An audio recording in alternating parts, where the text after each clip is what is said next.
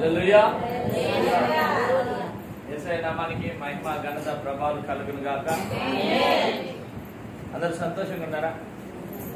నిద్ర మేల్కొని అర్ధరాత్రి పూట ఎలా సంతోషంగా ఉంటారు పాస్టర్ గారు నువ్వు అడగడం కానీ మేము చెప్పడం కానీ. నిద్ర ఎంత విలువైనదో మాకు తెలుస్తుంది. పట్టపొగలే వాక్యం చెప్పేటప్పుడు నిద్రపోతాము, రాత్రి నిద్ర రాదంటారా అంటారా? హల్లెలూయా హల్లెలూయా. అయినా మీరు దేవుని ఏర్పాటులో, దేవుని సంకల్పంలో, దేవుని చిత్తంలో మీరు ఏర్పరచబడినటువంటి గుంపుగా ఉంటారు. హల్లెలూయా. ఈ రోజున మనుషులుగా ఈ రోజున ఎందుకు మనం త్యాగం చేసి ఈ ఆల్ నైట్ ప్రేయర్ నెలకు ఒకసారి మనం రన్ చేస్తున్నామంటే నీ కుటుంబం బాగుపడ్డానికో, లేదంటే వారు బాగుపడ్డానికో, లేదంటే సంక్షేమం కొరకో, లేకపోతే వారి కొరకు వీరి కొరకు మనం ఈ మేలుకొని ప్రార్థన చేస్తున్నాం. నశించిపోతున్న ఆత్మల కొరకు మనం భారం కలిగి ప్రార్థన చేస్తున్నాం. హల్లెలూయా. ఏదైనా వ్యర్థంగా పోవచ్చు కానీ ప్రార్థన మాత్రం వ్యర్థంగా పోదాను. మనుషులు ఇచ్చినటువంటి మాటను ఒక రోజున మర్చిపోవచ్చు, కానీ దేవుని సన్నిధానంలో ఈ రోజున ఒక వ్యక్తి ఎవరైనా ఉన్నారనుకోండి, ఆ వ్యక్తి ఎవరైనా సరే మనం ఏదైనా చెప్పారనంటే దాన్ని విసుకోవచ్చు. చెప్పేదే చెప్పి చెప్తే మనుషులు ఏమవుతారు? విసుకొస్తారు. అవునా? ఏంది ఇది? ఎవరన్నా ఏదన్నా ఒక స్టోరీ చెప్పాను, వాళ్ళ సాక్ష్యం చెప్పమన్నారు అనుకోండి, ఆ సాక్ష్యం వాళ్ళు సారి చెప్తాననుకో, పక్కన వినేటువంటి ఫ్రెండ్కి ఏమనిపిస్తుంది? ఏమొస్తుంది అంటే ఎన్నిసార్లు అని చెప్తావు నువ్వు తమాషలా ఆపు, ఇంకా నీ సాక్ష్యం పెద్ద 101 చెప్పినావు, ఇప్పటికే వినలేక చాలా ఇబ్బంది పడుతున్నాను. హల్లెలూయా. అంటారా అనరా? చాలే ఓయ్ అమ్మా అంటారు కదా. అలాగనే కానీ దేవుడు మన ప్రార్థనలను విసుక్కునే దేవుడు కాదు, తెలుసా? నువ్వు చిన్నది చెప్పినా, చెప్పాల్సినది 1,000 సార్లు చెప్పినా దేవుడు విసుకోడంట. ఎందుకు? మనుషులకు విసుకొస్తుంది. కానీ నువ్వు దేవుని సన్నిధానంలో చేసే ప్రతి ఒక్క మొర ఆయన వింటాడు. హల్లెలూయా. నాకు మొర పెట్టము, నేను నీకు ఉత్తరం ఇస్తాను అన్నాడు వాక్యం. హల్లెలూయా. మన మొరను ఆలకించేటువంటి దేవుడుగా ఉంటున్నాడు యేసు ప్రభువు. ఈ రోజున మనుషులు ఒకసారి విని ఒకసారి మర్చిపోతారు, కానీ దేవుని సన్నిధానంలో నువ్వు చెప్పుకునే ప్రతి ఒక్క మొర ఆయన ఆలోకించేటువంటి దేవుడుగా ఉంటున్నాడు. ఈ రోజున చాలా మంది ఏమనుకుంటారంటే దేవుని కన్నా విసుకొస్తుందేమో నేను చెప్పినటువంటి ప్రార్థనా అంశాలు. మనుషులైతే విసుకున్నారండి. కొన్ని ఉదాహరణల్లో మనం చూసినట్లయితే వాళ్ళు చెప్పినప్పుడు విసుక్కున్నవారు. సేవకులు కూడా కొన్నిసార్లు చెప్పిందో చెప్తాను, ఎందుకు చెప్తాను అని చెప్పి విసుకుంటారు. ఎందుకనంటే ఆల్రెడీ దాని గురించి మీరు చెప్పిన రోజు నుంచి రోజు సేవకుడు ప్రార్థన చేస్తూ ఉంటాడు. హల్లెలూయా. సేవకుడు రోజు ప్రార్థన చేస్తూ ఉంటాడు. ఎందుకు చేస్తూ ఉంటది అని అంటే నువ్వు బాగుపడాలి. హల్లెలూయా హల్లెలూయా. ఎంత చిన్న సేవకుడైనా, ఎంత పెద్ద సేవకుడైనా సరే, ఎంత ఉన్నతమైన సేవకుడైనా ఖచ్చితంగా నీ గురించి ఏదో ఒక సమయం అయినా సరే జ్ఞాపకం ఉంచుకుని నీ గురించి దేవుని దగ్గర విజ్ఞాపన చేస్తాడు. హల్లెలూయా హల్లెలూయా. కానీ ప్రజల మనస్తత్వము ఎలా ఉంటుందని అంటే పెద్దగా డబ్బు ఉన్నటువంటి వ్యక్తికి అయితే మంచిగా అభిషేకం ఉంటుంది అని అనుకోవడం ఊహిస్తారు. అంటే అది మనుషుల నైజం. హల్లెలూయా హల్లెలూయా హల్లెలూయా. బ్రదర్ ఒక చిన్న ఎగ్జాంపుల్ చెప్తాను, చెప్పి నేను వాక్యంలోకి వెళ్తాను. ఈ రోజున మనము ఒక అంశం గురించి మనము వాక్యంలోకి వెళ్దాం. ఆత్మీయ రోషం. హల్లెలూయా. ఆత్మీయ రోషం కలిగి ఉన్నప్పుడు వచ్చేటువంటి ఆశీర్వాదాలు ఏంటి? హల్లెలూయా. ఆత్మీయ రోషం ఎందుకు కలిగి ఉండాలి? ఆత్మీయ రోషంలో ఎందుకు రోషం కలిగి ఉండాలి అంటే ఆత్మీయ జీవితం ఉంది కదా, మళ్ళీ దాంట్లో రోషం ఎందుకు? ఆల్రెడీ ఉంది కదా రోషాలు, పోలీసాలు మాకు చుట్టుపక్కల ఉండే వాళ్ళందరితో. హల్లెలూయా హల్లెలూయా. అవునా? మనకు మంచి రోషం ఉంటుంది. ఎటువంటి రోషం అని అంటే భయంకరమైనటువంటి పగ. ఎవరి మీద? అత్త మీద, కోడల మీద, అవునా, అల్లుడి మీద, లేదంటే కొడుకు మీద. ఎందుకు? వాళ్ళు చెప్పిన మాట వెళ్ళలేదని వాళ్ళని ఇంకా శాసిస్తూ ఉంటారు. అవునా? ఆ రోషం పౌరుషము ఎవరన్నా నిన్ను ఎప్పుడో నీ పెళ్ళైన కొత్తలో ఎవరన్నా నిన్ను తిట్టారనుకోండి, అది 20 ఏళ్ళ తర్వాత మీ కొడుకు పెళ్ళప్పుడు గుర్తొస్తుంది. నన్ను 20 ఏళ్ళ క్రితం నన్ను ఇటు తిట్టింది. అవునా? 20 ఏళ్ళ క్రితము నేను దేవుణ్ణి అయితే మాత్రము వాళ్ళందు బాగా ఎందుకు తెలుసా, పెడాలని బట్టి నరకాన్ని పంపించాను. ఇటువంటి వాళ్ళందరినీ అంటే సంఘంలో ఒక్కరు పోరు పరలోకానికి. అత్తా కోడళ్ళు కొట్లాడుకుంటే వాళ్ళు పోగొడుతూ అని రోజులు పెట్టింది. హల్లెలూయా. కాబట్టి నేను యేసు ప్రభువుని కాదు. హల్లెలూయా, హల్లెలూయా, హల్లెలూయా. మన యేసు ప్రభు క్షమించేటువంటి దేవుడు, మనలో ఎప్పుడు నిత్యము ఆయన ప్రేమను కనపరుస్తూ నిత్యం మనల్ని నడిపిస్తున్నటువంటి దేవుడుగా ఉంటున్నాడు. హల్లెలూయా. గమనించండి, ఎందుకు చెప్తానికి నేను ఆత్మీయ రోషం. ఆత్మీయ రోషంలో మనం కొనసాగిస్తే ఆ రోషము ఎప్పుడు మనల్ని మండింపజేస్తుంది. ఒక వైరాగ్యం కలిగి ఉంటుంది.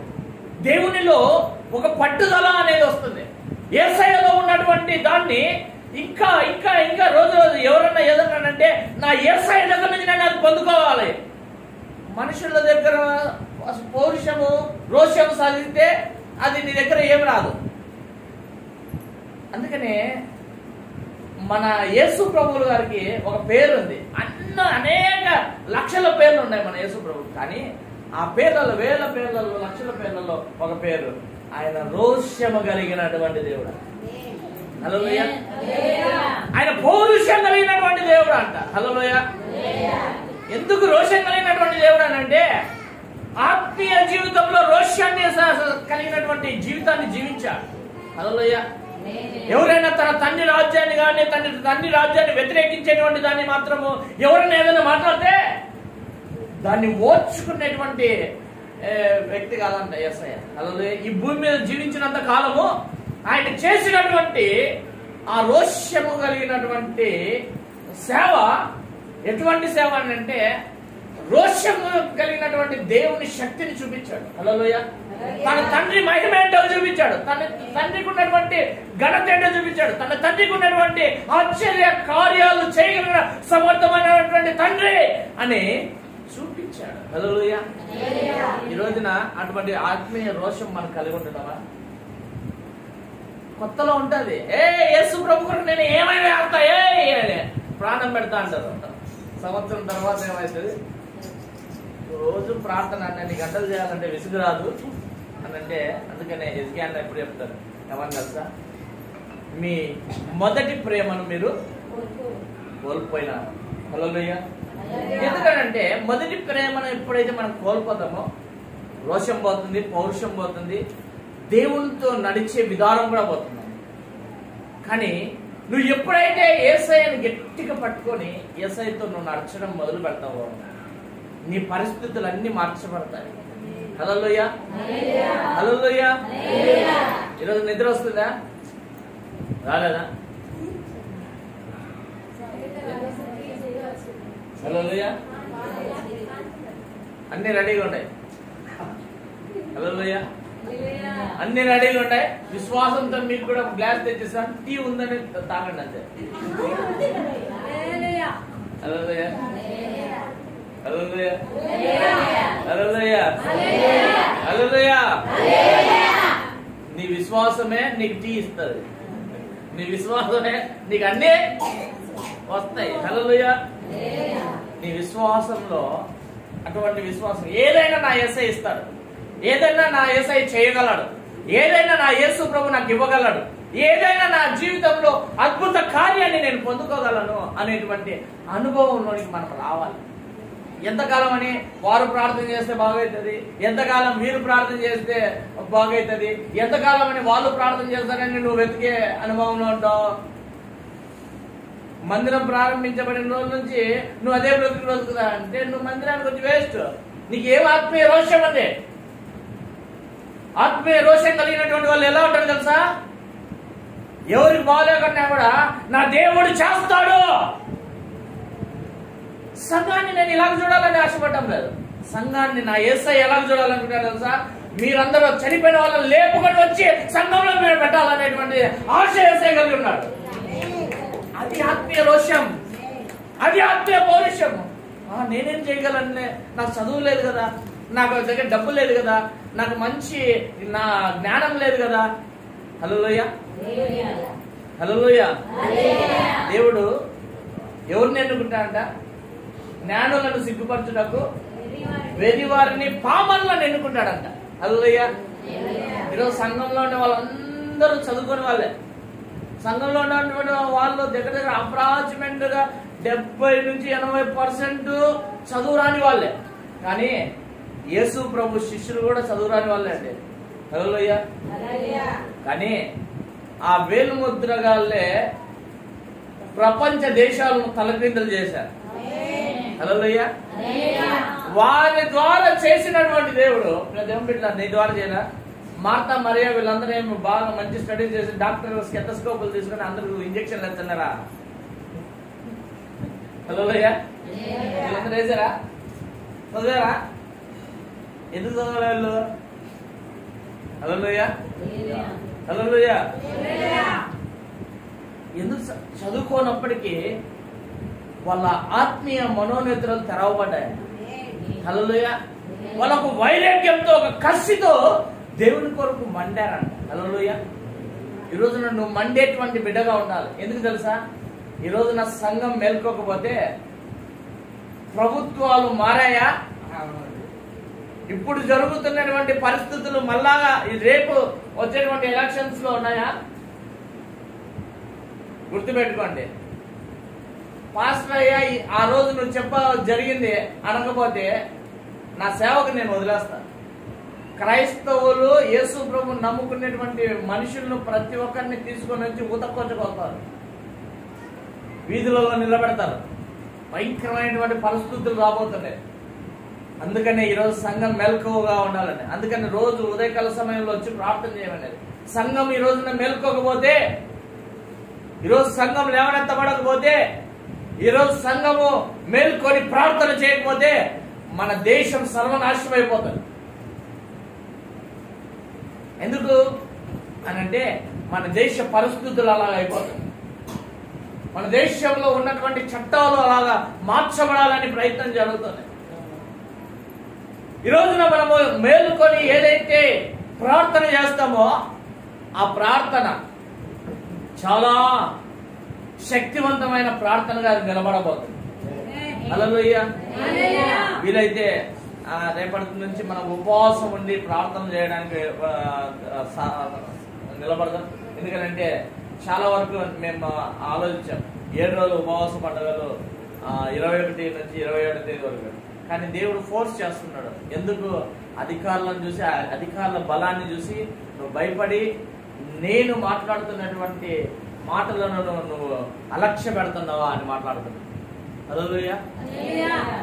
అధికారులను శాసించగలిగినటువంటి మన యేసు ప్రభు చెప్పిన మాట ప్రకారం మేము ఏం చేస్తున్నాం తెలుసా? 1వ తేదీ నుంచి 7వ తేదీ వరకే ప్రారంభించబడబోతుంది. సమయం లేదు, ఎలాగా పబ్లిసిటీ లేదు, ప్లానింగ్ మీటింగ్ పెట్టాల, ఏం పెట్టాల. కానీ లిమిటెడ్ పీపుల్తోనే మనము ఈ 7 రోజులు ఉపవాస పండుగలు జరపబోతున్నాం. హల్లెలూయా, హల్లెలూయా. ఎందుకు తెలుసా? మనం నమ్మిన దేవుడు శక్తిమంతుడు అని మనం చూడబోతున్నాం. హల్లెలూయా. మనుషులు కలిగినటువంటి రోషము మనుషుల మీదనే ఉంటుంది, లేదా వాళ్ళ రక్త సంబంధం మీద ఉంటుంది, వారి మీద వీరి మీద ఉంటుందండి. కానీ నువ్వు ఎవరి మీద రోషాన్ని సంపాదించాలి తెలుసా? ఈ లోకాన్ని పరిపాలించేటువంటి సాతాను సామ్రాజ్యం మీద నీకు రోషం ఉండాలి. నా దేవుని శక్తి నీ పొందుకొని వాని రాజ్యాన్ని నాశనం చేస్తాను అనేటువంటి రోషం నీకు ఉండాలి.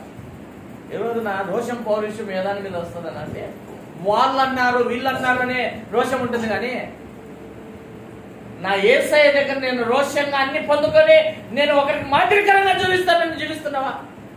జీవించాం. ఆత్మీయ స్థితికి వచ్చాలకే అన్ని అడ్డం వస్తాయి. దేవుడు వచ్చాలకే దైవికమైనటువంటి నడిపింపులు, ఆత్మ నడిపింపులోకి వచ్చేసరికి అన్ని ఆటంకాలే వస్తాయి. ఆ రోషం ఎక్కడికి పోతుందంటే, ఆ వైరాగ్యం ఎక్కడికి పోతుందని అంటే ఉండదు. దేవుని విషయాలలో రోషం పౌరుషం ఉండాలంటే ఉండదు.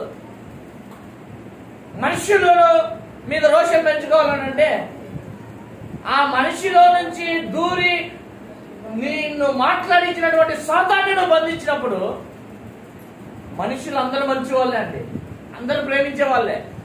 కానీ వాళ్ళు ఇచ్చినటువంటి ఇన్విటేషన్ బట్టి ఏమైంది? ఎవరి ఇన్విటేషన్? అపవాది. ఆల్రెడీ వీడు నాకు సంబంధించినటువంటి వ్యక్తే, వాడే సపరేట్ గా మీకు సంబంధించినటువంటి వ్యక్తి కాదు అని అంటే, ఆల్రెడీ అపవాదితో నడిచే వాళ్ళను నువ్వు అనాల్సిన అవసరం లేదు. కొంతమంది యేసు ప్రభుతో నడుస్తున్నారు, కానీ వాళ్ళు మధ్య మధ్యలో ఏం చేస్తున్నారు అంటే అపవాదికి చోటిచ్చి ఇచ్చేటువంటి వాడు చాలా భయంకరంగా మాట్లాడుతున్నారు. హల్లెలూయా. వీళ్ళని గమనించండి. నేను వాక్యంలోకి వెళ్తాను.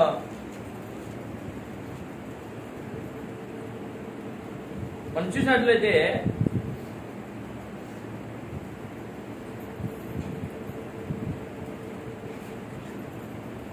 ఏలియా రోషము బయల్జేబుల దేవతలను ఏం చేశాన? బయల్జేబులు జబులును దేవతలను ఏం చేసిందంట? కూల్చేసిందంట, కాల్చేసిందంట. హల్లెలూయా. మనం చూద్దాము 2వ రాజుల గ్రంథము 1వ అధ్యాయము 9, 10, 11.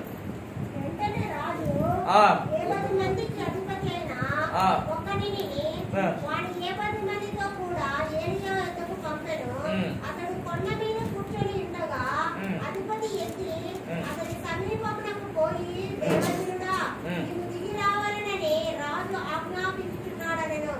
అందుకు ఏలియా, నేను దేవజనుడనైతే అగ్ని ఆకాశం నుండి దిగి వచ్చి నిన్ను నీ 70 మందిని దహించును గాక అని 70 మందికి అధిపతి అయిన వానితో చెప్పగా, అగ్ని ఆకాశం నుండి దిగి వానిని వాని 70 మందిని దహించెను. మరలా రాజు 70 మంది మీద అధిపతి అయిన మరి ఒకరిని వాని 70 మందితో కూడా పంపగా, వీడు వచ్చి, దైవజనుడా, త్వరగా దిగి రమ్మని రాజు ఆజ్ఞాపించినాడు. అందుకు ఏలియా, నేను దైవజనుడనైతే అగ్ని ఆకాశం నుండి దిగి వచ్చి నిన్ను నీ 70 మందిని దహించును గాక అని చెప్పగా, ఆకాశుని దేవుని అగ్ని దిగి వాని 70 మందిని దహించను. హల్లెలూయా. ఇంకను రాజు 70 మందికి అధిపతి అయిన మరి ఒకరిని వాని 70 మందితో కూడా పంపగా, 70 మంది మీద అధిపతి అయిన ఆ 3వ వాడు వచ్చి, ఏలియా ఎదుట మోకాలుని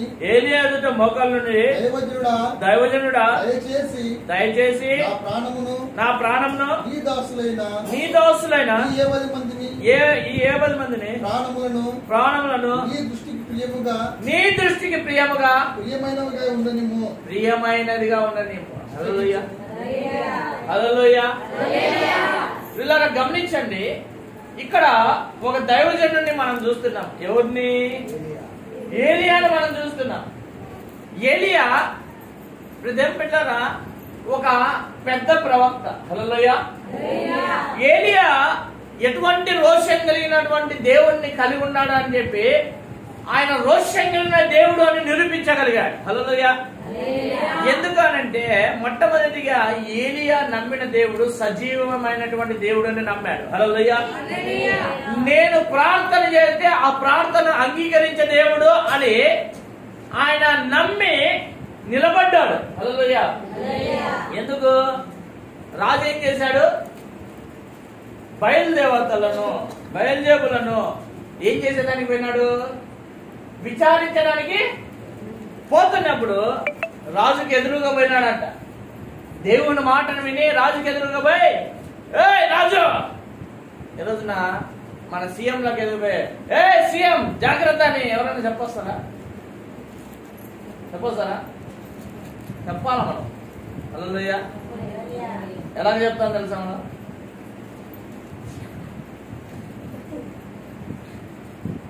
అంటే చెప్పకూడదు. ఏలియా పోయినాడంట. ఏమని చెప్పాడంట? ఏయ్ రాజు, నువ్వు పెద్ద ఈ రాజ్యానికి రాజు అయితే ఎవడికే జాగ్రత్త అని చెప్పి వార్నింగ్ ఇచ్చాడంట, హెచ్చరిక చేశాడంట. హెచ్చరిక చేస్తే ఏయ్ ఇశ్రాయేల్లో దేవుడు లేడనుకుంటున్నావా? నువ్వు ఎందుకు దేవుని దగ్గర విచారణ చేయకోకుండా, ప్రవక్త దగ్గరకు వచ్చి విచారణ చేయకోకుండా, దేవుని సన్నిధానానికి వచ్చి ప్రార్థన చేయకోకుండా, సజీవమైనటువంటి దేవుని దగ్గరకు వచ్చి నువ్వు అడగకోకుండా నువ్వేం చెప్తున్నావు? రాయిని, మంత్రక్రియలను, చీకటి శక్తులతో, చీకటి బతకాలతో ఉన్నటువంటి ఒక శక్తి లేనటువంటి వాటి దగ్గరికి వెళ్ళి విచారణ చేయడానికి వెళ్తున్నావా? జాగ్రత్త, నువ్వు అలాగే చేస్తావు, జాగ్రత్త అని చెప్పాడు. చెప్తే ఏలియా రోషం ఎట్లుందనంటే, దేవునికి విరుద్ధమైనటువంటి పని రాజు చేసినా ఏమనుకుంటున్నావు?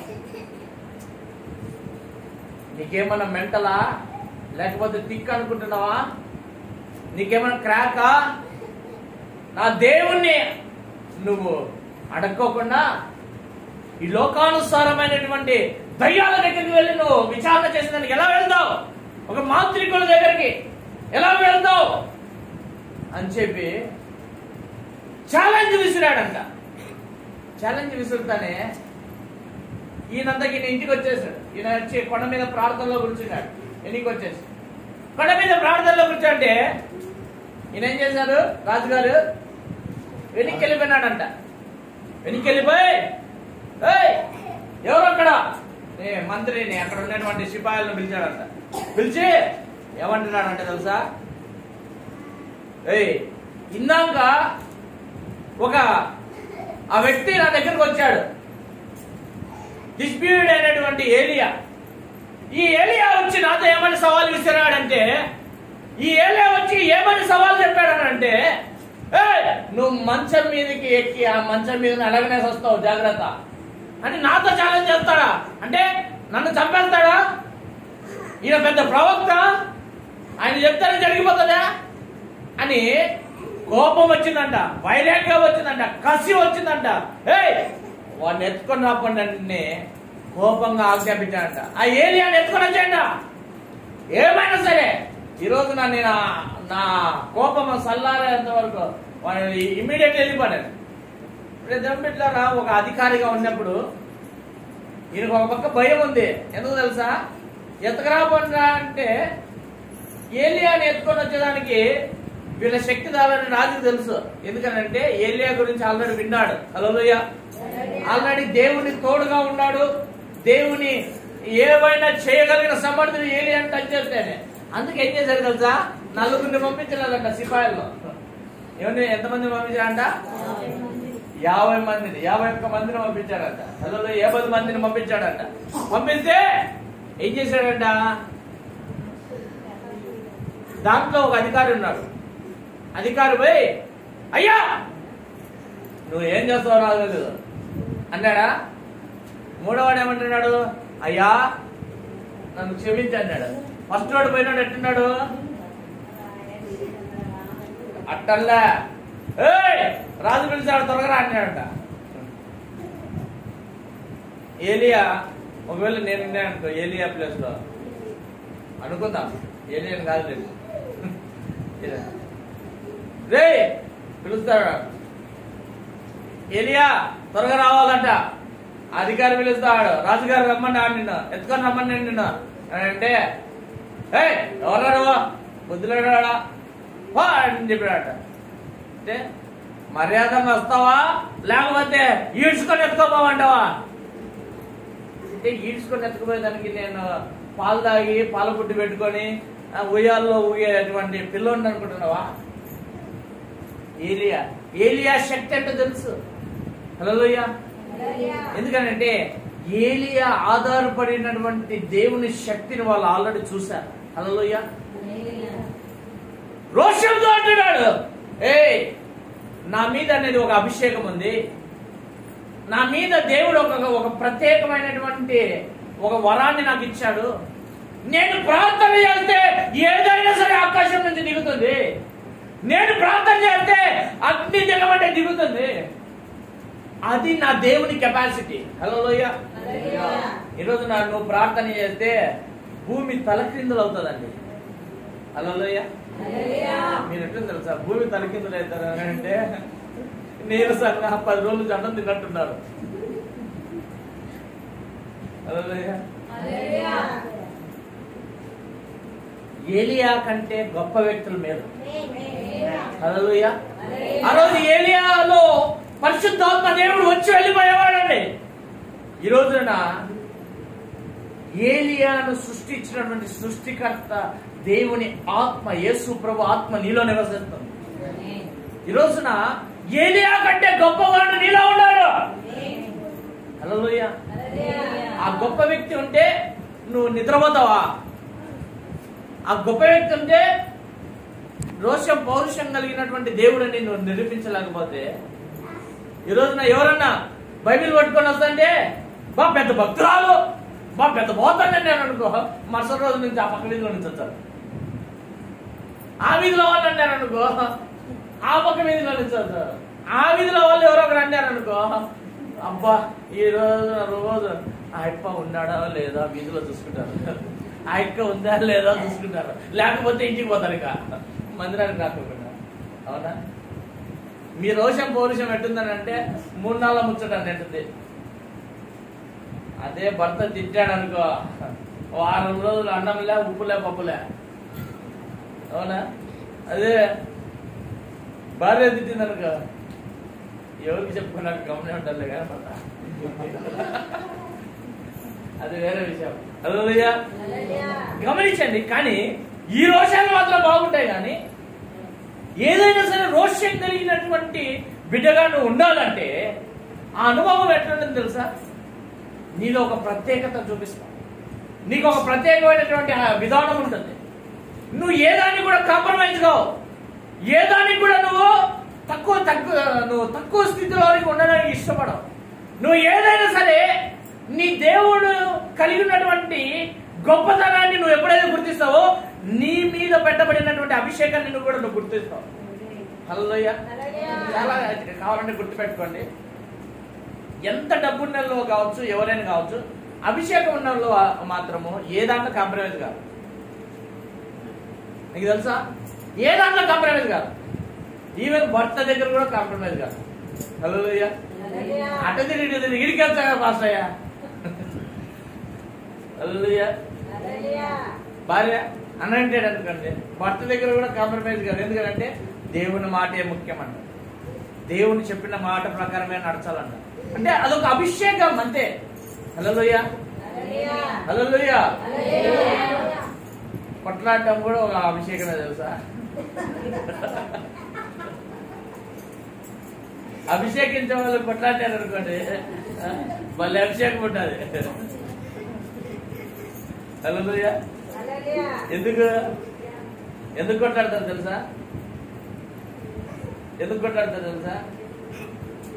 ఏమి సాకులు దొరక్క చిన్నదాన్న దగ్గర కొట్లాడుతుంటారంట.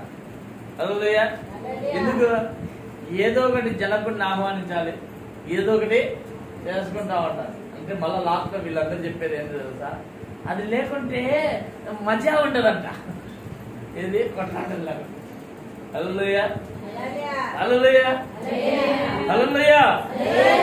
చెప్పిట్లారా, ఏలియా చేసినటువంటి పని ఏంటంటే, నేను దైవజనుడనైతే అంటే ఆయన చేస్తున్నటువంటి ప్రార్థనకు ఒక రోషం కనబడుతుంది, అక్కడ ఒక పౌరుషం కనబడుతుంది, ఒక వైరాగ్యం కనబడుతుంది, ఒక దేవుని మీద ఉన్నటువంటి ఆ తృష్ణ, ఆ కసి కనబడుతుంది. ఈ రోజున కసిగా ప్రార్థన చేయమన్నారు అనుకోండి, నువ్వు చేసే ప్రార్థనకు పక్కన ఉండే వాళ్ళకు కూడా కసిపోతుంది.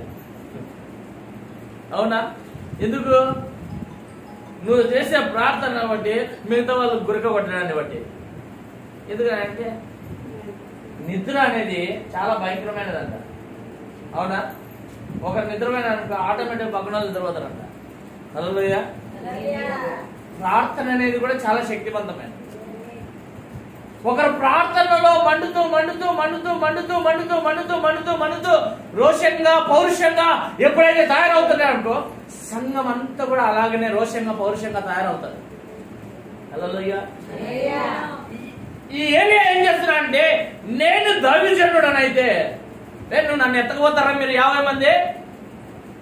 నేను కుక్కని అనుకుంటున్నావా, మేకని అనుకుంటున్నావా, పొట్టేళ్ళని అనుకుంటున్నావా? దైవజనుడు మనుషులు కాదు. ఒకవేళ పక్క దేశంలో రాజులు ఎత్తుకొని వచ్చిండొచ్చు, మీకు ఆ సామర్థ్యం ఉండొచ్చు, లేకపోతే అక్కడ ఉన్నటువంటి సామాగ్రిని ఎత్తుకొచ్చినాడు, డబ్బులు ఎత్తుకొచ్చి ఉండొచ్చు, ఏదైనా ఎత్తుకొచ్చినాడు, ఆ సామర్థ్యం నీకు ఉండొచ్చు. కానీ నన్ను ఎత్తకపోవాలని అంటే మీ తరతరాలు కావురా అని చెప్తున్నానండి ఏలియా. చెప్పినప్పటికే ఈమె ఏం చేశాడంటే తెలుసా, రాజు ముందు నువ్వెంత, నీ బ్రతికెంత, రాజు చెప్తాను వినవా? ఏమనుకుంటాడు నువ్వు? రాజు నిన్ను మర్యాదగా తీసుకొని రమ్మన్నాడు, వచ్చినావో సరే సరే. నేను అంటున్నాడు, రే పొద్దున్నే ఈ పిల్ల శ్రేష్ఠులన్నీ మాట్లాడుకుని పోరా నువ్వు ముందు. ఏమేనంటే పొద్దున్నే మీ రాజుకే చెప్పినా రా, ఎక్కిన మంచి దేవకొండ చస్తావురా అని. మళ్ళా రాజు నన్ను ఇప్పుడు పిలుచుకొని రమ్మనేదండి. ఎత్తకపోయేవాడు పొద్దున్నే ఎత్తకోవాలి నువ్వు. మళ్ళా నువ్వు ఈ చెంచాగాల పరిస్థితి ఏంటి అంటే, ఆయన కెపాసిటీ లేదా? అప్పుడే రావచ్చు కదా. ఏలియా వెళ్ళి ఏం చేశాడు తెలుసా? ఖచ్చితంగా ఎక్స్పెక్టేషన్ చేసింటాడు ఏలియా. ఏమని తెలుసా? ఆత్మలో చూసింటాడు. అందుకనే కొండ మీదకి ప్రార్థనకి వెళ్ళాడు అంట. హల్లెలూయా. ఒకరిచ్చి పరలోకమందు తండ్రిని ప్రార్థన చేయడం మొదలు పెట్టాడు. ప్రార్థన చేస్తూ ఉన్నప్పుడు ఏలియా అన్నాడంట, రే నువ్వు నన్ను తీసుకోవాలంటే మీకు అస్సలు సాధ్యం కాదు. హల్లెలూయా. మీ వల్ల మీ తరం కాదు అసలు. నేను ఒకవేళ అనుమతించి తీసుకొని వెళ్ళాలనుకుంటే తీసుకొని వెళ్ళగలరు, కానీ నీ శక్తి, నీ బలము, నీ దగ్గర ఉన్న కత్తులు, నీ దగ్గర ఉన్న వెపన్స్ నన్ను తాకలేవు. ఒకవేళ నీ దగ్గర గన్నులు ఉండొచ్చు, నీ దగ్గర బుల్లెట్లు ఉండొచ్చు, నీ దగ్గర పిరంగులు ఉండొచ్చు, నీ దగ్గర సైన్యం ఉండొచ్చు, సైన్య సమూహం ఉండొచ్చు, ఎన్ని ఉన్నా కూడా నన్ను తీసుకొని వెళ్ళలేరు అని చెప్పి గమనించండి. ఏలియా అన్నాడంట, రే తీసుకెళ్తారు, నేను రాను అని అంటే, అప్పుడు అన్నాడంట ఏలియా వాళ్ళు, నువ్వు ఒకవేళ రాకపోతే మేము కూడా నేను ఎత్తకపోతాం అని ఛాలెంజ్ చేశారంట. అయితే అప్పుడు ఏలియా వెయిట్ చేసి ప్రార్థన చేశాడంట, ప్రభువా నేనే దైవజనుడిని అయితే ఆకాశం నుంచి అగ్ని దిగి 70 మందిని దహించిన నాకంటే అంటే వాళ్ళు మాట వినలేదు కాబట్టి ఏలియా ప్రార్థన చేసి ఏం చేశాడంటే ఆకాశం నుంచి అగ్ని దించాడు. హల్లెలూయా. హల్లెలూయా. హల్లెలూయా. ఇప్పుడు చెప్తున్నాను ఒక చిన్న సీక్రెట్ గుర్తుపెట్టుకోండి. అగ్ని పరిశుద్ధాత్మ దేవునికి సాదృశ్యం. హల్లెలూయా. హల్లెలూయా. హల్లెలూయా. ఈ 70 మంది సాతాను సామ్రాజ్యానికి సాదృశ్యం. హల్లెలూయా. ఈ రోజున నువ్వు నీ కుటుంబము నీ పరిస్థితుల్లో మార్చబడాలంటే నువ్వు పరిశుద్ధాత్మ అగ్ని బాప్తిస్మాన్ని పొందుకోవాలి. హల్లెలూయా. హల్లెలూయా.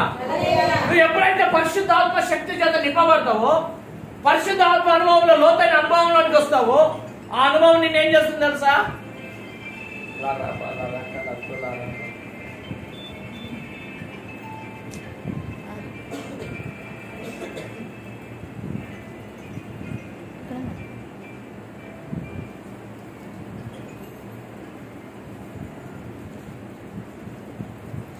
ఏం చేస్తారంట పిల్లలు గమనించండి.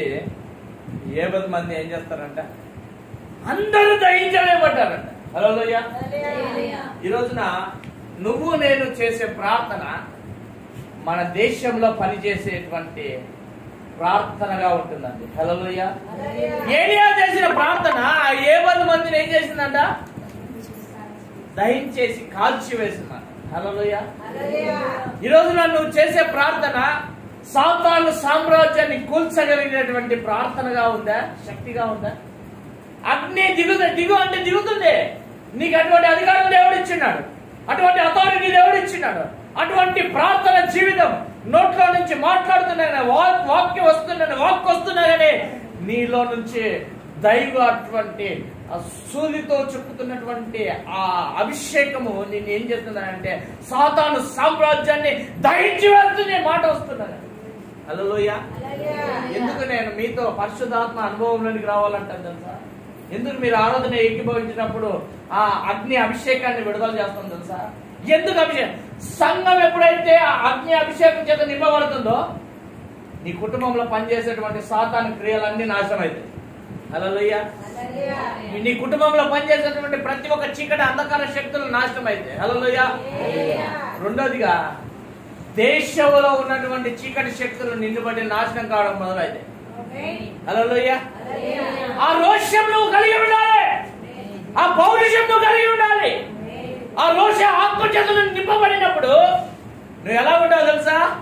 ఎప్పుడు మండుతూ మండుతూ మండుతూ మండుతూ ప్రకాశించు దీపంలాగా నువ్వు తయారవుతావు. హల్లెలూయా. ఎప్పుడు మండుతూ ఉన్నటువంటి దీపం ఎలా ఉంటుంది తెలుసా? వెలిగించబడుతూనే ఉంటది, మండుతూనే ఉంటది, ఒక ప్రత్యేకమైనటువంటి జీవితం జీవిస్తూ ఉంటది.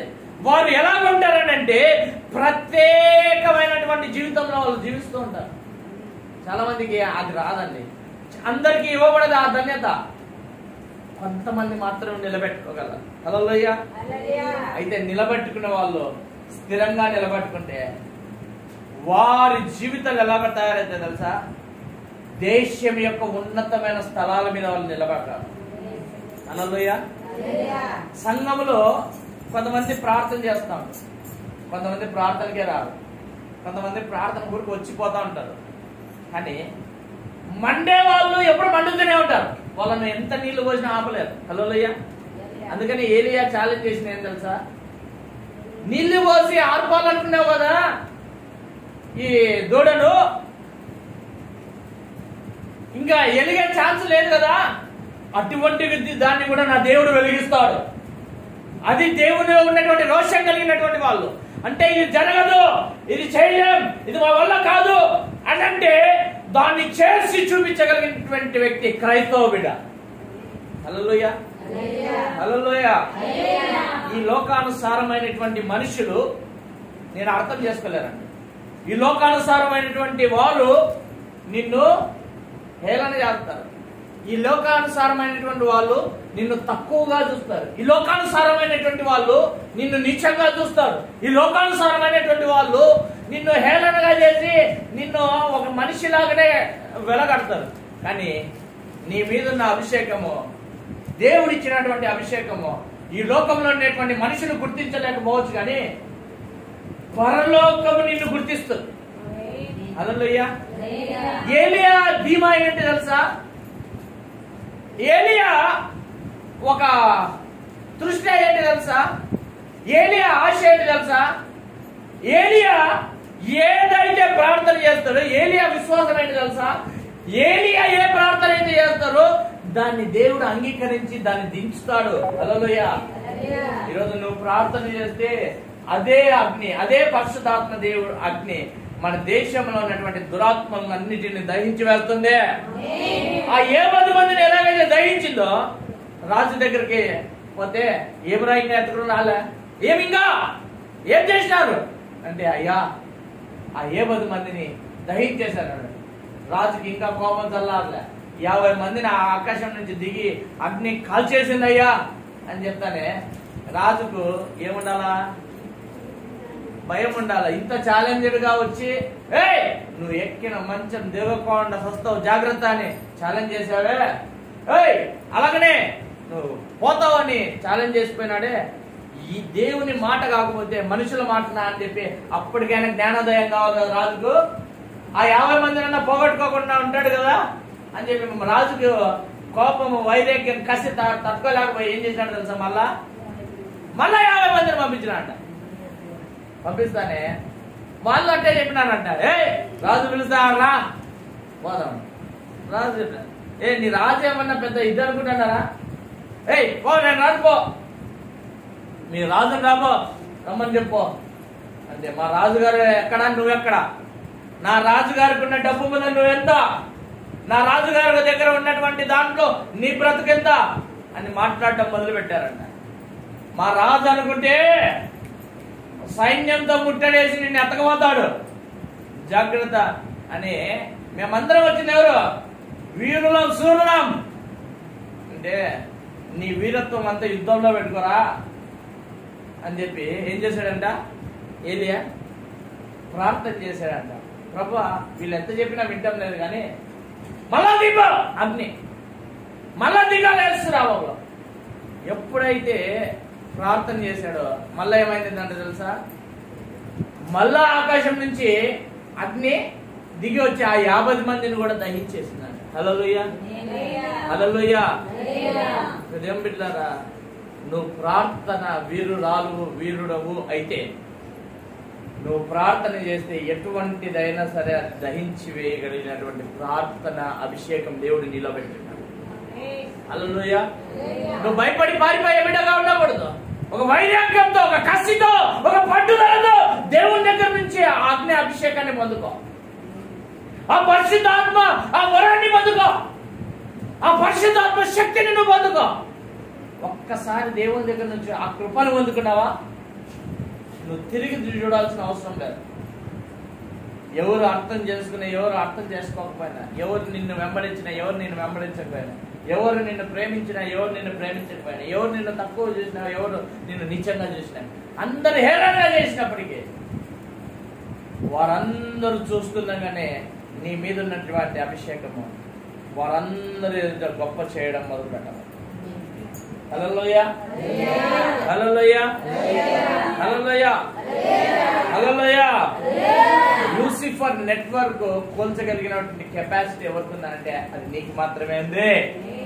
నీకు మాత్రమే, నీ ద్వారానే అది జరుగుతుంది. ఈ రోజున వ్యభిచారులు మార్చబడాలన్నా, దొంగలు మార్చబడాలన్నా, మన ప్రాంతాలు మార్చబడాలన్నా, మన దేశం మార్చబడాలన్నా, ఎలక్షన్స్ లో విజయం సాధించాలన్నా, ఏదైనా సరే అది మనలోనే, నీలోనే దేవుడు పెట్టినాడు. అందుకనే క్రైస్తవులు అనే వాళ్ళు నిద్రపోతున్న సింహాలు అని బిరుదిచ్చారు తెలుసా. కాముకుంటారు, ఏం మాట్లాడరు. ప్రార్థన చేస్తే భూమి తలక్రిందులుగా మార్చబడుతుంది. హల్లెలూయా, హల్లెలూయా. అపొస్తలుల కార్యంలో హృదయం బిడ్డలారా మనం చూసినట్లయితే 4వ అధ్యాయంలో హృదయం బిడ్డలారా వారు ప్రార్థన చేసినప్పుడు ఏమైందంటే వాళ్ళు భూమి కంపించారంట. 30వ అధ్యాయంలో ఉంటుంది, 4:30లో ఉంటుంది. వారు ప్రార్థన చేసినప్పుడు భూమి కంపించదు అని అంటారు. ఎందుకు వాళ్ళు ప్రార్థన చేస్తే భూమి కంపించింది? పౌలు సీలలు చెరసాల్లో పడినప్పుడు, ప్రిజన్ లో పడినప్పుడు, జైల్లో పడినప్పుడు వాళ్ళు ఏం చేశారంట? దేవుణ్ణి స్తుతించారంట. ఎవరన్నా జైల్లో పడితే కురికిపోతారు, సన్నగా అవుతారు, చిక్కిపోతారు. అవునా? వీళ్ళు జైల్లో పడిన తర్వాత ఏం చేశారంట తెలుసా? ఆడుతూ పాడుతూ దేవుణ్ణి స్తుతించారంట. హల్లెలూయా. నవ్వుకుంటారంట, ఎంజాయ్ చేశారంట జైల్లో. ఎందుకు? మనుషులను కొట్టి వాళ్ళని హింసించి మన జైలుకి రాలే. నా దేవుని స్వార్థను ప్రకటిస్తే అబద్ధము చేత నా దేవుని మాటను తప్పు అని చెప్పి తీసుకుని వచ్చి మమ్మల్ని జైల్లో పడేశారు. ఒక నింద వేసి మమ్మల్ని జైల్లో పడేశారు. చెయ్యని నేరానికి మమ్మల్ని ఇక్కడ తీసుకుని వచ్చి పడేశారు. కానీ ఈ నింద మాకు మంచిదే. ఎవరి కొరకు? నా యేసయ్య కొరకు. పౌలు అంటాడు ఒక చోట, హృదయం బిడ్డారా, ఈరోజు నన్ను యెరూషలేముకు వెళ్ళొద్దు, అక్కడికి వెళ్ళొద్దు అని అంటున్నారు కదా. నేను నా యేసయ్య కొరకు నేను ప్రాణం పెట్టడానికి కూడా సిద్ధమే. నన్ను ఆటంకపరచకండి, నేను వెళ్ళాలి. ఎందుకనంటే పౌలులో ఉన్నటువంటి ఆత్మ చల్లారిపోయే ఆత్మ కాదు. శత్రువు అక్కడ నన్ను చంపుతాడన్నా కూడా చంపుతా చెప్పని నా దేవుని కొరకు నేను ప్రాణత్యాగం చేయడానికి రెడీ అనేటువంటి రోషం కలిగి ఉన్నాడు. ఈ రోజున ఎవరైనా సరే పిల్లల సరైనటువంటి పెళ్లి చేస్తానంటే నా దేవుని శక్తి అంటే చూపించలేకపోతే పెళ్లిళ్ళల్లో ఎనికిపోతున్నారు. దేవుని విషయాలలో ఎవరన్నా ఏదన్నా అంటున్నారనంటే మనుషులు కులాల వల్లనో మతాల వల్లనో వాటి వల్లనో వీటి వల్లనో దేవుని శక్తిని నిజంగా వదిలేస్తున్నారండి. నువ్వు ఎప్పుడైతే దేవుని శక్తిని నమ్మవో అది పని చేయకుండా పోతుంది. నువ్వు ఎప్పుడైతే నా దేవుడు శక్తిమంతుడు, లేవనెత్తగలడు, అద్భుతాలు చేయగలడు అని నమ్ము, అది ఎటువంటిదైనా సరే ఆకాశం నుంచి దింపగలిగినటువంటి శక్తివంతమైనటువంటి యేసయ్య నీకు తోడుగా నిలబడతాడు. హల్లెలూయా. నువ్వు వాటిని వీటిని చూసి భయపడే బిడ్డగా ఉండద్దాన్ని, వాటిని వీటిని చూసి జంకే బిడ్డగా ఉండొచ్చు. పోరాటాలు వస్తాయి, కష్టాలు వస్తాయి, వ్యతిరేకతలు వస్తాయి, అందరు నిన్ను స్టాప్ చేయాలని, ఆపివేయాలని, నిందలు వేసి నిన్ను అణగద్రొక్కేయాలని చూస్తారు. కానీ ఎంతైతే తొక్కాలని చూసినా నీ అభిషేకం నిన్ను పైకి వెళ్ళామని తక్కువ స్థితిలో ఉంచేటువంటి అభిషేకం కాదండి. హల్లెలూయా, హల్లెలూయా. నీ మీద పెట్టబడినటువంటి అభిషేకము రోషం కలిగిన, పౌరుషం కలిగినటువంటి పరిశుద్ధాత్మ శక్తి అనేటువంటి అభిషేకం, అగ్ని అభిషేకం. అదే సాతాను సామ్రాజ్యం ఎలాగ కూర్చోబడతాది? నీ ద్వారానే కూర్చోబడతాది. హల్లెలూయా, హల్లెలూయా. ఈ రోజు నుంచి నువ్వు రోషం కలిగి జీవించడం వల్ల ఆత్మీయ రోషంలో ఉంటావు. హల్లెలూయా, హల్లెలూయా, హల్లెలూయా. యేసు ప్రభువును రాజు అడుగుతున్నాడు, నువ్వు యూదుల రాజువేనా అంటే, అవును నేను యూదుల రాజునే అంటే చంపుతారని చెప్పి డిసైడ్ అయిపోయింది. యేసు ప్రభువుకు తెలుసు. లాస్ట్ మూమెంట్ అయ్యా నేను యూదుల రాజును కాదన్నాడా అన్నాడు. ఎందుకనంటే ఆయన తండ్రి చిత్తాన్ని నెరవేర్చడానికి వచ్చాడు. హల్లెలూయా. తండ్రి రాజ్యాన్ని స్థాపించడానికి వచ్చాడు. తండ్రి ప్రణాళికను, ఏర్పాటును సిద్ధపరచడానికి, ఒక బేస్మెంట్ వేయడానికి వచ్చాడు ఆయన. హల్లెలూయా. ఆయన ఎక్కడే గాని తగ్గలేదండి రాజు ముందర. ఎందుకు? అగ్రిప్ప రాజు దగ్గరికి వెళ్ళి కూడా పౌలు ఎక్కడ తగ్గలేదంట. ఎందుకు తెలుసా? అక్కడ ఉండే వాళ్ళందరూ జనం అయ్యా అదన్నాడు, మన ధర్మశాస్త్రం దూషించాడు, అన్ని చేశాడు అంటే అక్కడున్న వాళ్ళందరికంటే పౌలు ధర్మశాస్త్రంలో పాండిత్యం కలిగినటువంటి వ్యక్తి. హల్లెలూయా. కానీ యేసు ప్రభు ఎప్పుడైతే ఆ దమస్కు ప్రాంతంలో దర్శించాడో తన ధర్మశాస్త్రం అంతా నేను ఎంత చదివినా అది వేస్ట్ అనే అర్థమైపోయి పరిశుద్ధాత్మ రోషం చేత నింపబడి, పరిశుద్ధాత్మ శక్తి చేత నింపబడి అనేక సంఘాలను, అనేక మంది సంఘ బిడ్డలను బలపరుచుకుంటూ, హెచ్చరికలు చేస్తూ, సరి చేస్తూ, సరిదిద్దుతూ, సరైనటువంటి నడిపింపులో, సరైనటువంటి నడవడికలో, సరైనటువంటి జీవితంలో జీవించాలని దేవుని కొరకు ఒక వైవిధ్యం కసి కలిగి జీవించినటువంటి వ్యక్తి పౌలు. హల్లెలూయా. ఈ రోజున మనం సంఘంలో చెప్పుకుందాం పౌలు ప్రత్యక్షతను, పౌలు నడిచినటువంటి చరిత్ర మనం చూద్దాం. పౌలు ఎలాగ నడిచాడు, ఏ ప్రాంతం నుంచి ఎక్కడికి వెళ్ళాడు, ఏంటి అని. ఎందుకంటే ఆ ఆత్మ ఆయనను ఎక్కడ అయితే చంపుతారన్నా కూడా ఎక్కడ వెనక్కి తగ్గలేదు. హల్లెలూయా. ఈ ఏలియా ఆత్మ కూడా రాజుకే నేను అగైనెస్ట్ గా నిలబడ్డాను. హల్లెలూయా, హల్లెలూయా. రాజుకే అగైనెస్ట్ గా నిలబడ్డాడు కాబట్టి ఏమైంది? రాజుకే అగైనెస్ట్ గా నిలబడ్డాడు కాబట్టి రాజు నన్ను చంపేయచ్చు. హల్లెలూయా. యెజబెల్కి అగైనెస్ట్ గా నిలబడ్డాడు, అహాబుకి అగైనెస్ట్ గా నిలబడ్డాడు. కానీ ఒకానొక సమయంలో అందరికీ నేను ఒంటరిని ఫీల్ అయినాడు కాబట్టి ఏలియా ఒక సమయంలో ఎక్కడో వెళ్ళి అరణ్యంలో ఆ లోయలో దాముకోవాల్సినటువంటి పరిస్థితి. ఎందుకంటే ఒంటరిగా ఫీల్ అయినా. కానీ ఏలియాలో ఎక్కడ రోషం? ఎందుకంటే ఎప్పుడైతే ఆత్మ దేవుడు వచ్చి ఏలియాతో మాట్లాడదు, ఏలియా ఏంటి నువ్వు ఇక్కడ దాముకోవాల్సినటువంటి అవసరం ఏంటి? ఎందుకు ఇక్కడ ఏం చేస్తున్నాడు? పో ఆ ప్రాంతానికి. అక్కడ పోయి ఒక వ్యక్తిని నీ కొరకు సిద్ధపాటు కలిగి ఉన్నాను, యెహోవాను బయటికి తీసుకుందా, నీ మీద ఉన్నటువంటి అభిషేకము ఆ బిడ్డను తైలాభిషేకం చేయి, అభిషేకించు. ఆ యెహో యెజబెల్ను చీల్చి చెండాడబోతున్నాడు. హల్లెలూయా. నీ మీద ఉన్నటువంటి అభిషేకం నువ్వు దాక్కునే అభిషేకం కాదు, ఎక్కడో పోయి దాక్కొని భయపడేటువంటి అభిషేకం కాదు. లే, నీ మీద ఉన్నటువంటి అభిషేకము రాజులను తిరగ మళ్ళీ వాళ్ళని నాశనం చేసేటువంటి అభిషక్తులను నేను లేపుతాను నీ ద్వారా. హల్లెలూయా, హల్లెలూయా. ఈరోజు నా యేసు ప్రభువుల వారు నీతో ఒక మాట చెప్పమంటాడు. నువ్వు ఎప్పుడైతే రైజ్ అవుతావో, ఎప్పుడైతే నువ్వు లేవనెత్తబడతావో, దేవుని శక్తి, దేవుని మహిమ నీ ద్వారా అనేక మంది చూస్తారు. హల్లెలూయా, హల్లెలూయా. ఈరోజున నువ్వు దేవుని కొరకు ఒక రోషం కలిగి, పౌరుషం కలిగి జీవించే బిడ్డగా నువ్వు ఉండాలి. హల్లెలూయా. దావీదంట ఏం చేశాడంట?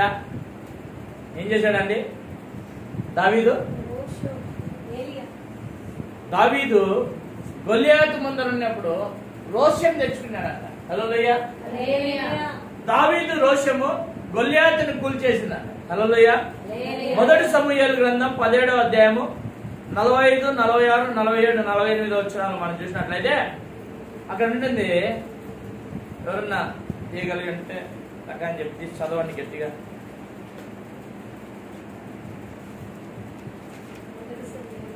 17వ అధ్యాయము 45 నుంచి 47, 48. దావీదు కత్తియు ఈటెయు బల్లెమును ధరించుకొని నా మీదికి వచ్చుచున్నావు. అయితే నీవు తిరస్కరించిన ఇశ్రాయేలులకు సైన్యములకు అధిపతియగు యెహోవా పేరట నేను నీ మీదికి వచ్చుచున్నాను. ఈ దినమున యెహోవా నిన్ను నా చేతికి అప్పగించును. నేను నిన్ను చంపి నీ తలను తెగవేతును. ఇశ్రాయేలులో దేవుడున్నాడని లోక నివాసులందరూ తెలుసుకున్నట్లు నేను ఈ దినమున ఫిలిష్తీయుల యొక్క కళేబరములను, ఆకాశ పక్షులను, భూమి మృగములకు ఇత్తును. అప్పుడు యెహోవా కత్తి చేతను ఈత చేతను రక్షించువాడు కాడని ఈ దండు వారందరూ తెలుసుకుందరు. యుద్ధం యెహోవాదే, ఆయన మిమ్మును మా చేతికి అప్పగించునని చెప్పాను. హల్లెలూయా. పిల్లలు గమనించండి, ఇక్కడ దావీదు పిల్లలు ఈ అధ్యాయం అంతా చదవండి, ఆ ముందు వచనాలు కూడా చెప్పాలి చదవండి. దావీదు ఒక మాట అంటాడు వాళ్ళ అన్న దగ్గరికి వెళ్ళి. ఏమనంటాడు తెలుసా? వాళ్ళ అన్నతో ఏమని మాట్లాడతాడు తెలుసా? ఈ సున్నతి లేని ఫిలిష్తీయుడు. హల్లెలూయా. అంటే దావీదుకు రక్తం మరుగుతుంది. రక్తము ఏమైతుంది? రోషము పొడుచుకొని వస్తుంది. అంటే దావీదుకు బలం వలనో లేదంటే రక్తం వలనో అతనికి రోషం రాలేదండి. ఏం రోషం వల్ల వచ్చిందంటే తెలుసా? దేవుని పక్షంగా రోషం వచ్చిందంట. ఎందుకు తెలుసా? కొన్ని సందర్భాలలో దేవుడే అనుమతిస్తాడంట మనలో రోషం చేయడానికి. ఏమని? నన్నే తిట్టు, నన్నే నువ్వు అను, నన్నే నిందించు, నన్నే బే అని చెప్పి అపవాది అంటాడంట. ఎందుకనంటే వార్ఫేర్ అంటే పోరాటము, యుద్ధము అనేది దేవుని ప్రజలుగా మనకు అపవాది సామ్రాజ్యానికి ఉంటుంది. హల్లెలూయా. ఖచ్చితంగా వాడు లేస్తేనే నీకు విజయం కలుగుతుంది. హల్లెలూయా. నీకు సమస్య అనేది వచ్చినప్పుడే నువ్వు ప్రార్థన చేస్తావు. ప్రార్థన అనేది చేసినప్పుడే నువ్వేం చేస్తావు? వాడిని అణిచివేయగలిగినటువంటి శక్తిని చేత నింపబడతావు. హల్లెలూయా. నువ్వు ఈటతో వస్తున్నావు, నువ్వు కత్తితో వస్తున్నావు, కానీ నేను నిన్ను చంపడానికి ఈటతో రావడం లేకపోతే కత్తితో రావడం లే. ఏ దాంతో రాబోతున్నాను? యెహోవా పేరట వస్తున్నాను.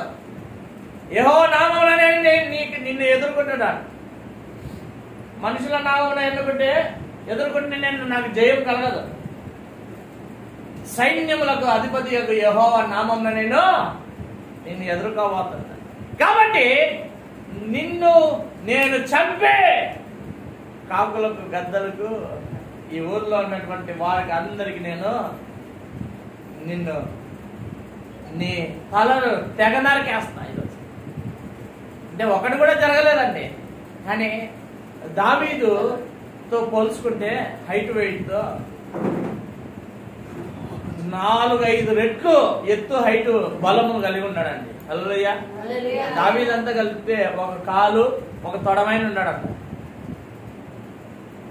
కానీ దావీదు ఒక చూసుకునేటువంటి గురి ఏంటంటే, ఒక చిన్న ఎగ్జాంపుల్ చెప్పమంటారా? ఆ కాలంలో ఒడిశాలు తిప్పి కొట్టడం అంటే ఎక్కడైతే ఖాళీ స్థలం ఉందో ఆ స్థలాన్ని చూసుకొని గురి అనేది పెడితే ఆ గురిని కరెక్ట్గా కొట్టేది నేర్చుకునే వాళ్ళని. హల్లెలూయా, హల్లెలూయా. గొల్లియాతు కంట ఈ 2 కళ్ళు ఈ భాగం మాత్రమే స్టైల్ కోసం అని కట్ చేసుకున్నాడంట. ఏం చేశాడంట? ముక్కుకు కవచం ఉందంట, ఈడి వరకు కవచం ఉందంట. ఈడ కొట్టినా మనిషి సావాడు, ఊరికే దిగబడుతుంది. కానీ ఇక్కడ మాత్రమే ఖాళీగా ఉన్నదంట. ఎక్కడ? గొల్లియాతుకు ప్లేస్ మాత్రం ఇక్కడ మాత్రమే ఖాళీగా ఉండేదంట. మొత్తం హెల్మెట్ లాగా పెట్టుకున్నాడంట, కవచం ధరించుకున్నాడంట. ఎక్కడ వదిలినా కూడా, ఈవెన్ బుల్లెట్ గన్నుతో కలిసినా కూడా ఆ కవచంలో నుంచి లోపల పోయి తగలదట గొల్లియాతు. అంటే అంత ఇశ్రాయేల్ అని చూసి అంత భయపడుతున్నాడు. కానీ ఈయన ఒక కవచం పెట్టుకోవాలి, ఒక ఇనుప రేకు పెట్టుకోవాలి, ఒక కత్తి పెట్టుకోవాలి, ఒక కర్ర పట్టుకొని పోయినాడు, కుక్కను కొట్టినాడే పోయినట్టు. క్యాట్బుల్ పట్టుకొని ఒక దాన్ని తిప్పుకుంటూ పోయినాడు. ఏది? రాళ్ళు ఏరుకొని, రాళ్ళు తీసుకొని పోయి ఏదాన్ని కొడతారు? క్యాట్బుల్ తీసుకొని కోతులను కొడతారు. అవునా? అంటే ఒక కోతిలాగా చూశాడా? అంటే అంతకంటే నిజం చూశాడంట. ఎందుకంటే నా దేవుని శక్తి ముందర నువ్వు ఎంతరా, ఒక సున్నతి లేని ఫిలిష్తీయుడా అని కసితో వైరాగ్యంతో మాట్లాడుతున్నాడు. హల్లెలూయా. వెళ్ళి ఏం చేశాడంట? గొల్లియాతుతో పోరాడాడు. హల్లెలూయా. గొల్లియాతుతో యుద్ధం చేశాడంట. గొల్లియాతుతో యుద్ధం చేసి ఫైటింగ్ చేసి చేయలేదంట. ఏం చేశాడంట? నిలబడుకున్నా అంట, నేను రెడీ అని నిలబడుకున్నా అంట.